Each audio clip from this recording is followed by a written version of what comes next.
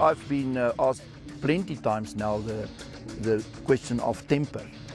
If I said, yeah, he must have, I call it temperament. If you haven't got the temperament, you cannot become a national champion or a world champion, forget it. So you've got to have that fire in you. You must have it, yeah. And that fire could mean you sometimes have a bad temper. When you work with any champion, any distraction upsets them. What a strange twist in the Oscar Pistorius case. An expert, a psychological expert for the defense, testifying that Pistorius suffers from this generalized anxiety disorder, and it dates back to his early childhood when he had the issues with his legs and his disability before he even was able to speak. And the expert talked about how that has impacted him throughout his entire life.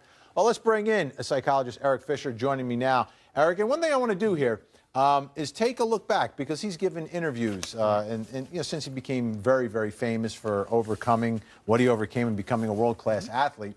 If you take a look at these interviews and see if you see anything that would jump out to you that this guy's dealing with this generalized anxiety disorder. Here's one interview from 2008. Let's take a look. Even if you do have one or two disabilities, you've got millions of other abilities, and those abilities make you far more able than, you know, in my case, I'll ever be disabled. People ask me, like, you know, what's it like having an artificial leg? And I'll be like, well, what's it like having real leg? All right, Erik, let's start there. We know what he's been dealing with since childhood and what he's overcome and what he's accomplished, but did you see anything there that indicated that this guy's dealing with something that serious? Well, not necessarily. What we have to look at is when people are on camera and they're in some of these situations on the news and things, they're going to put their best foot forward. You know, they're going to show their ideal self, and for periods of time, they can hold it together. It's what they do under prolonged stress. It's what they do in immediate stress.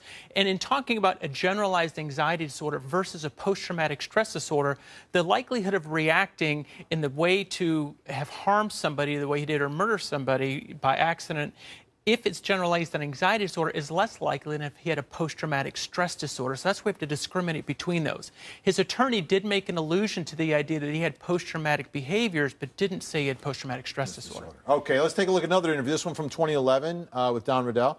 And again, we're looking at him just to see if there's anything that you spot in the way he speaks that would indicate he's suffering from this. Where are your gold medals? No, I can't tell you that. Yeah, they're in my safe at my house at the moment. I'm going to move them tonight. What would you be if you weren't an athlete? Architect. I really enjoy design, and I hope one day when I'm finished with track I'll still get time maybe to go back and study that part-time. What's the best piece of advice you've ever had? Stay committed to something, even if it doesn't go right the first time. You need to give a little bit every day, and I think that's something that's definitely helped me. Erik, you hearing anything there? Well, his first comment about where are your gold medals, I'm not telling you. You know, there are big trust issues that he has, and he has to feel kind of picked apart by the world or used in ways by potentially his country and his fans and things like that, that if you grew up always feeling that you're disadvantaged, and in ways he did, but he was expected to act like he was normal, he definitely learned to develop a way he faced the world and the way that was deep inside, which most people wouldn't see what was inside. But his comment about the where his gold medals were is definitely a signal. Now, another thing that the expert in court was talking about, him and guns, dangerous situation. Right, right. Talk to us a little bit about that. You know, generalized anxiety disorder, and I guess what the defense is trying to argue is that this is a guy who will jump to the extreme much quicker than someone else because of this. Are you buying that? Is that something we should think about? You can, because you're always under a heightened state of alertness. You're always aware, and you're very hypervigilant to the surroundings around you. Are you paranoid? That paranoia would be separate from generalized anxiety. When you get to paranoia, you're moving over to more reality testing and how are you viewing reality. So he could be very mistrustful of the environment, not necessarily paranoid, because paranoia goes beyond reality. He had reasons to mistrust. South Africa is not the safest place in the world. He was very much sought after by people. He was potentially a target for crime and things like that. So there were a lot of factors around him that led to his purposeful mistrust.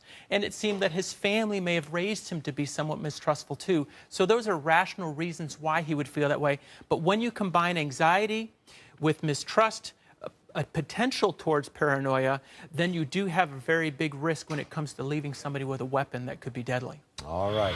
All right.